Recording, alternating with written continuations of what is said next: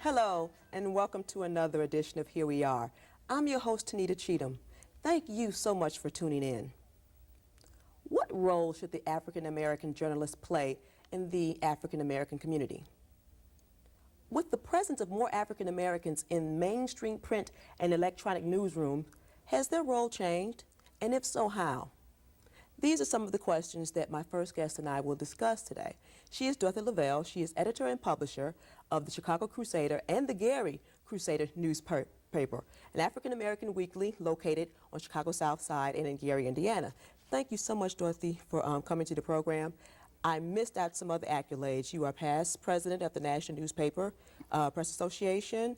You are also involved in the involved with the preliminary details of pulling together this year's event that's going to happen in June, and we're going to talk about that too. But thank you so much for taking time out of your schedule to come by and talk to me. Well, I'm very pleased to be here. Thank you for having me. What do you feel is the role of the African American journalist to their readership, more specifically to their African American readership? Well, I think that, frankly, the most important, and I mean, we could go on that subject for quite a while, but I think the most important one is to bring the news as it relates to African Americans, no matter what the news happens to be. For instance, it could be the census. I think we have to put our spin and how it will affect us in our community and every area. I feel that we have to do that. That's the role of the African American press. We don't need a repeat of the mainstream press. We need to make sure that our people understand what the issues are and how it will affect our community. That's what I see as our most important function. Do you also see that as being a function, and maybe you answered this and I didn't catch it, a function of African Americans in mainstream media and print and electronic media? I think that's what we all expected. I'm not quite sure that's what it is. I think that many of us felt that, oh my, now we have our reporters in the mainstream press. Now we will be able to get a wider distribution of those concerns and those issues in our community. But I'm afraid that has not been my experience, that that is often the case. And if you want me to give you one example. Please do. Just recently, well, a couple of years ago, I guess it was, our organization, the National Newspaper Publishers Association, when I was president, sought to develop a closer relationship with the National Association of Black Journalists. And I was invited to go to a regional meeting in Ohio. And a reporter for the mainstream press, I believe it was Toledo, Ohio, called me up, did a phone interview, was very excited about it. We had a great time talking about a number of issues. And just before I was to go to the regional meeting, he called me back and said to me how embarrassed he was and how unhappy he was that he had learned that the story that he had written would not be the story that would appear in the newspaper. It was a different slant. It was a negative. And frankly, he wanted me to know this up front, and I appreciated that. But too often, that is the case. There is the manipulation of stories, of issues that are important to our community that often, if it were a movie, would be laying on the cutting floor. In this instance, stories that never get printed. Or if they do get printed, parts of it get printed, it's certainly not the story that was originally written. Now, that's certainly a frustration that I would imagine many African Americans that work in the mainstream media face. What, in your opinion, would be some ways to combat that, ways to get around that? Well, I think that perhaps there needs to be more community pressure on the executives at the newspapers to make sure that our reporters, our journalists that are working in the mainstream press would have the opportunity to really report without the interference of those who sought to sensationalize or to make the news for our community. And I think that would probably be the only thing. However, Tonita, really my job has never been, and I probably never will be, to tell the mainstream press how to run their shop. What I would like to do is I'd like for all of our communities to just be very, very supportive of the black press. I think it's very important. I think that often our people are not supportive, does not realize why they should be supportive of their own press. I think our community may be one of the few communities that do not realize how important having their own press is. And I say that, you know, other ethnic communities, you see that their press is much stronger, much more supported by its community than in our own case. Often we try to assimilate into the mainstream, and frankly, I think it has been something that has not really worked out very well. Okay, and that kind of leads to another question I was going to ask about. You've been in the newspaper business for a long time, covering news stories, and just has the role or the concept of the role that the black press plays in the community is changed over the years. Yes. And how has it changed, and what has contributed to those changes? Okay. Well, I think, number one, that often when we've made gains in the civil rights era and the whole bit, for instance, what we were just talking about, having African Americans able to work in the mainstream press, we felt like, well, we don't need, we want to discard the old. We think we've made new advances, and so we often changed the way we do things. And I think our newspapers is one of them. And I think it was bad that we did that, that we sort of felt like, well, we're not going to be needed much longer. And so therefore, we'll just sort of take a different kind of responsibility for reporting the news in our community. I think we lost out. I mean, we were militant, we were a vigilant, we were a stand-in-your-face press. I think we're getting back to that. I think people are beginning to realize, and certainly I was so unhappy with Soldiers Without Swords because it gave the appearance, I don't know if you saw that special about the black press, it gave the appearance that we died. And in many of our communities, people felt like that. But I think that our press now, and certainly in the 4 years that I served as NNPA president, we worked very hard to be more visible, to be more on top of things.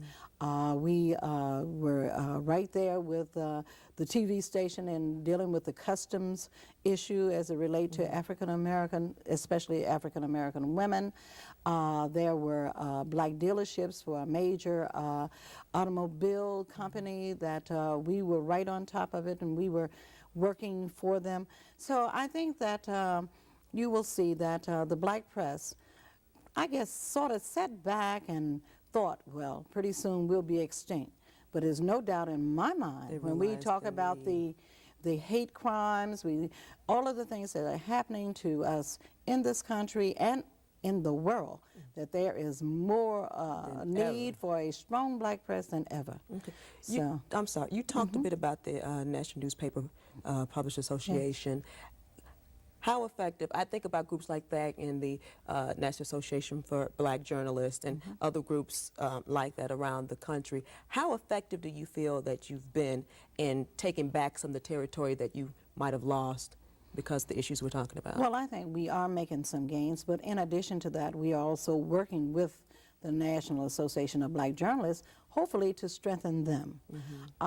It's important that we get news to our people wherever they are. And so they are a part of our community. The black journalists that work for the mainstream press, they are a part of it. And so certainly we would hope that in their positions of journalists and all for the mainstream press, that they would have a more I would say, a freer hand in reporting those issues. And I think they have a responsibility to the black community. And that's a big question that goes at, are you just a reporter, or are you just a journalist, and you're a journalist that just happens to be black, or are you a black journalist, or are you working for the mainstream press? And so I think that the black newspapers have certainly, we are beginning to come into our own again, but we still have a long way to go. We really need to have the rallying of our communities, their support, to make us strong. I think it will certainly make a big difference in the lives of each and every one of our readers, but in addition to each and every African American, wherever they are. And even the audience in general, because they need to know how we view us and what's really happening, how we express the things that are happening to us. Right. We'll be right back after this. Stay tuned.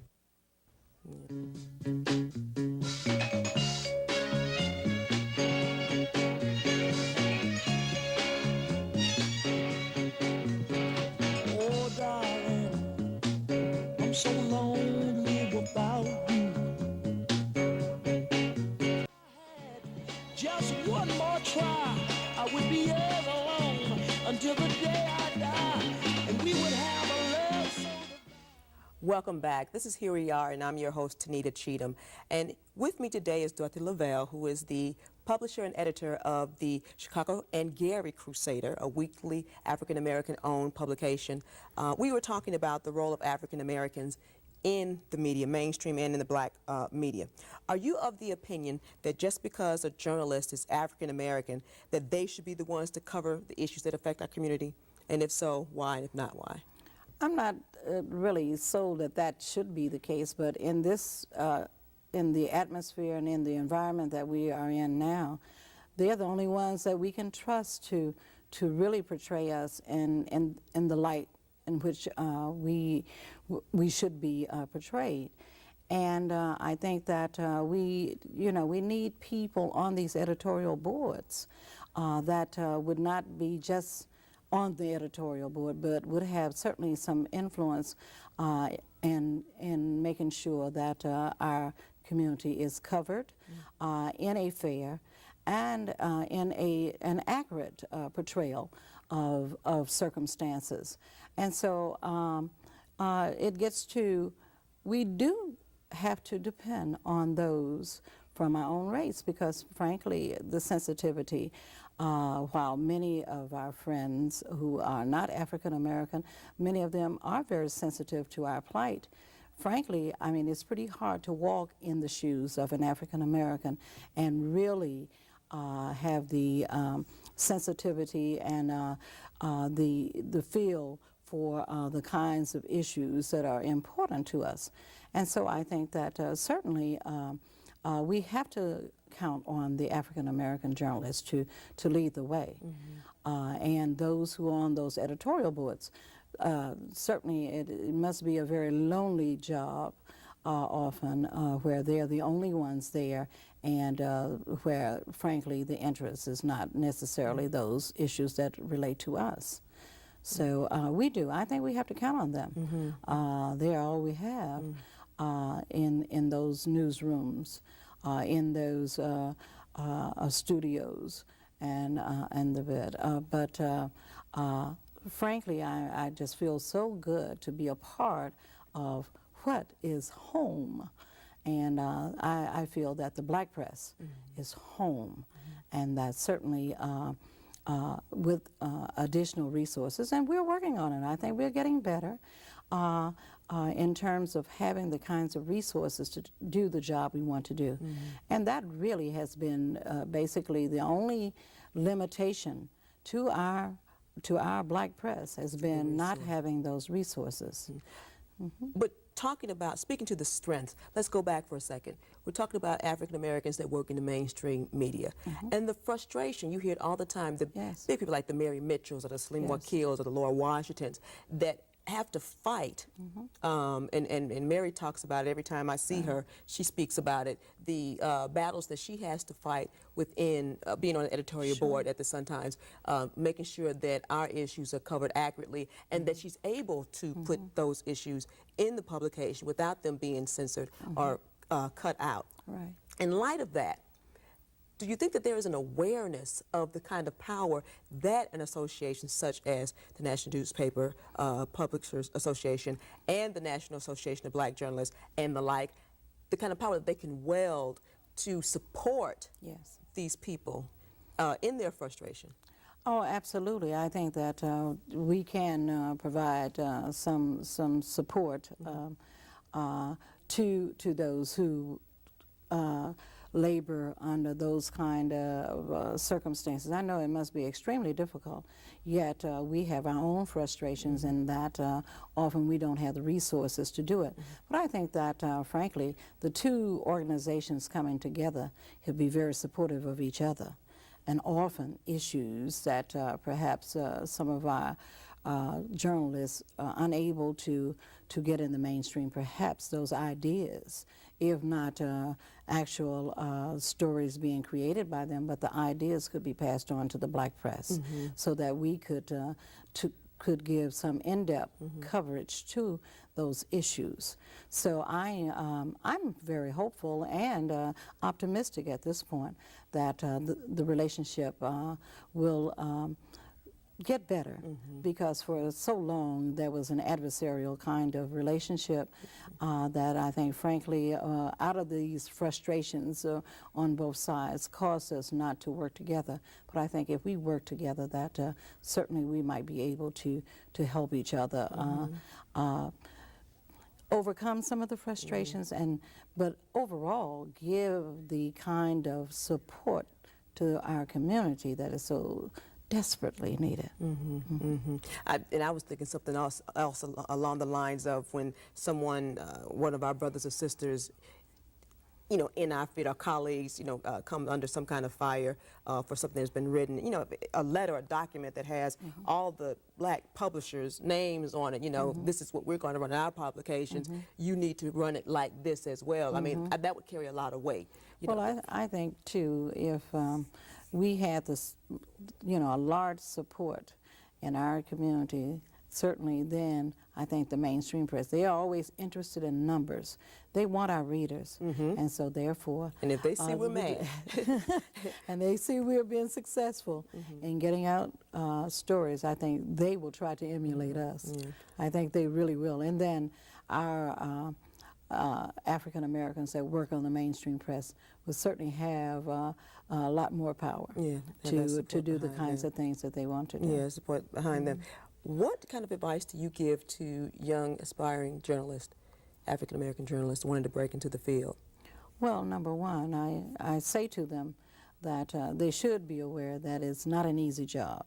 It requires a lot of work, but the satisfaction of doing the job, of getting some information to someone that would not have otherwise had it, is certainly the reward more often than the monetary rewards of doing the job. So I say to them, my best advice, if you're not serious about it, perhaps you should think about another profession.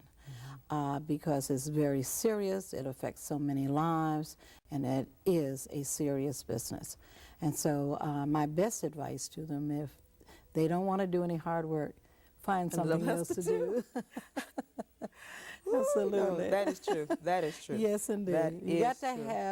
You got to work hard, and you got to have the commitment. Because initially you're not going to get paid a whole lot of money. That's you have to have the passion. That's right. You have to have the passion. Absolutely. Have a convention coming up. Yes. This year. Let's talk a little bit about that. Okay. What we have to look forward to seeing. Right. Well, this will be the 60th anniversary of the National Newspaper Publishers Association, and it was founded here in the city of Chicago. Every 10 years, NNPA, that's what we call the National Newspaper Publishers Association, so I don't have to keep saying that long. NNPA. NNPA. comes to Chicago to celebrate its birth. And you said John Sinstack. John Sinstack was the founder of the Chicago Defender. Yes, who just died a couple of years ago. And right at the Wabash YMCA, the very first meeting of NNPA was held. I would hope with the renovation and all, and that the leadership of NNPA would explore the idea of perhaps going to the Wabash Y and placing a plaque as being the birthplace of this trade organization of the black press, the only one that we have. And I think that it would be very fitting. The last time I was here, we did honor John Sinstack as the founder of our organization. And certainly I would think that this one would be just filled with history. Also, you may be aware of the fact that Jet Magazine is one of our members, and John H. Johnson is always someone that we look to for counsel and with pride in his success of his publications. And so we are looking forward to his participation and so many others here in this city. Yes, workshops, dynamic speakers. In the last 4 years, we incorporated a prayer breakfast, which is so very close to our culture. And certainly we start the convention off with a prayer breakfast. So I'm sure we're going to have Chicago's most dynamic minister to be the speaker at that first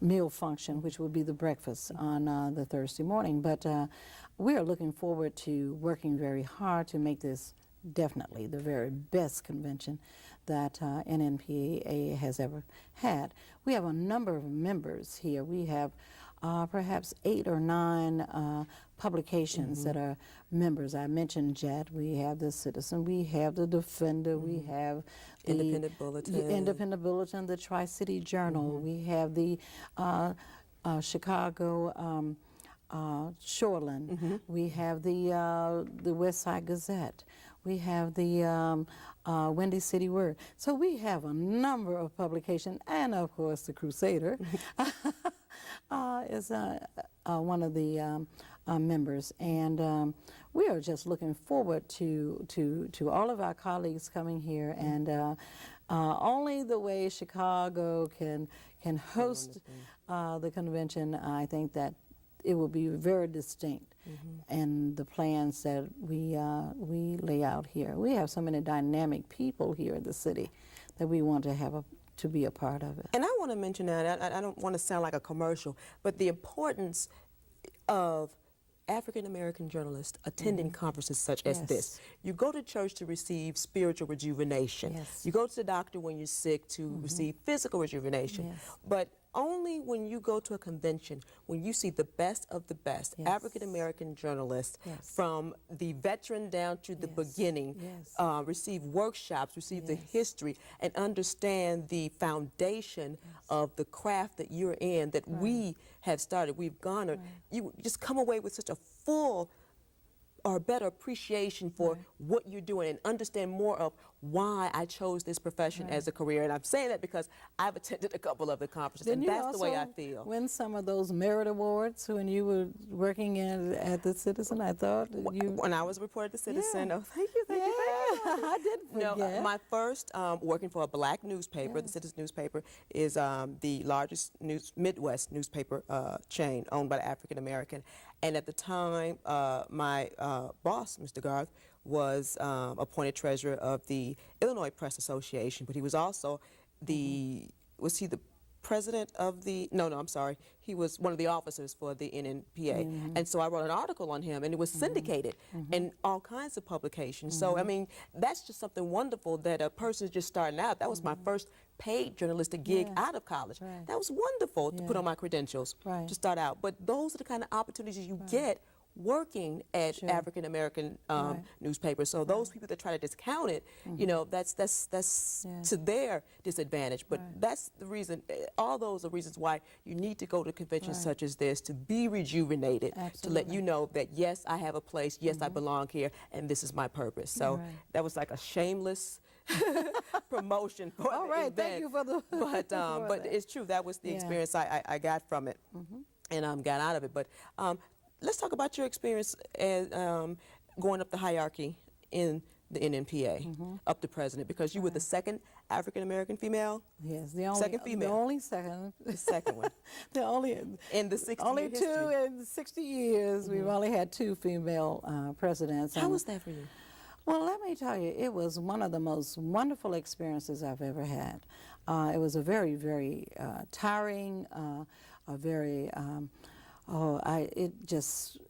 took up most of my time. My newspapers suffered, I think, as a result of the time that I spent on national and international issues as it relates to the NNPA.